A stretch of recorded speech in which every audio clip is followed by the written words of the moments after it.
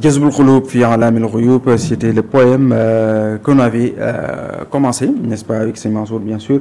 Seydi Mansour, quels sont les vers que nous allons voir aujourd'hui? Voilà, nous avions montré que dans la distribution du poème, le centre d'intérêt, le premier,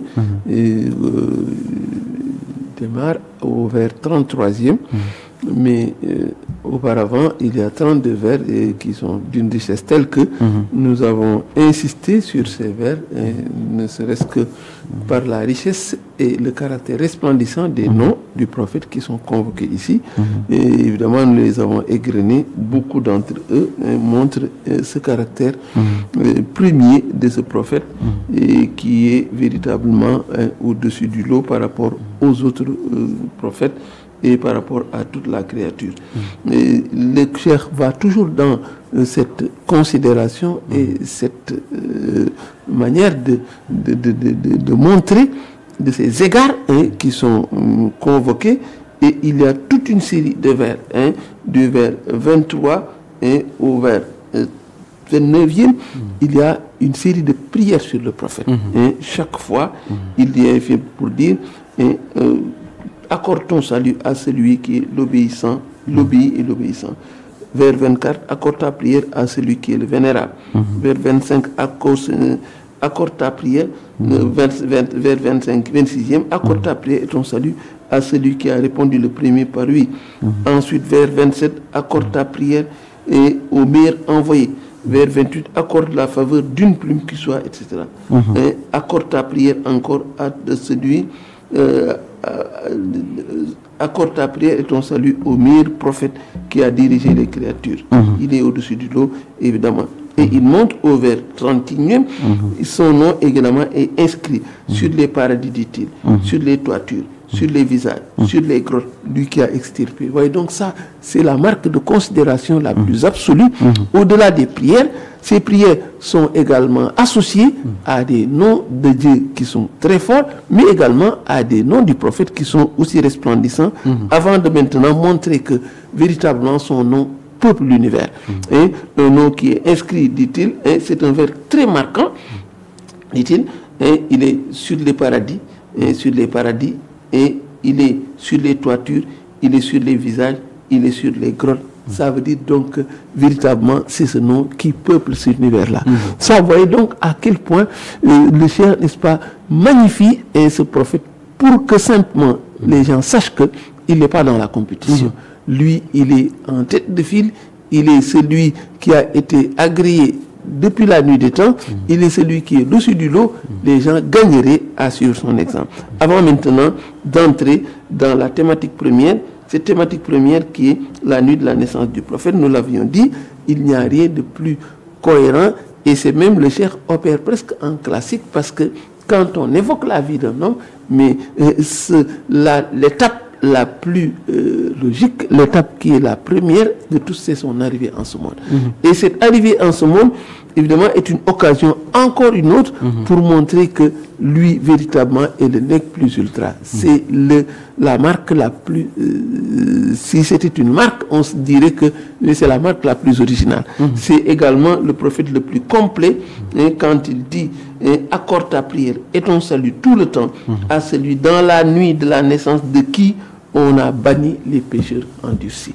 Déjà, le premier vers, qui est un vers d'annonce, là également, on ne peut manquer de magnifier cette régularité ou bien cette discipline d'écriture, et on peut le vérifier dans Jazbou. Chaque fois que le cheikh entre ou bien aborde une thématique, un centre d'intérêt, il commence par un vers d'annonce, et qui est une transition, une belle transition pour montrer que j'en ai terminé avec cette thématique, j'aborde une autre thématique. Et le vers 33e, il est on ne peut plus clair, accorde, dit-il, ta prière et ton salut tout le temps à celui dans la nuit de la naissance de qui on a banni les pécheurs endurcis. Ça veut dire que c'est une manière de dire je vais maintenant aborder la thématique de la nuit de la naissance du prophète. Et également, le vers est marquant, parce que, dit-il, quand il est arrivé, on a banni les pécheurs endurcis. Ça veut dire que quand la vérité est venue, l'erreur s'est dissipée. Ça, c'est un peu une manière de représenter ce vers ou bien ce verset qui montre que chaque fois que la vérité vient, évidemment, les disciples, c'est valable partout, mais ça allait davantage avec l'arrivée du prophète. Dès qu'il est venu, les pécheurs endurcis ont été bannis. Évidemment, ça c'est un avant-goût. On verra que le reste et tout le reste va nous montrer que c'est un prophète prestigieux. Absolument.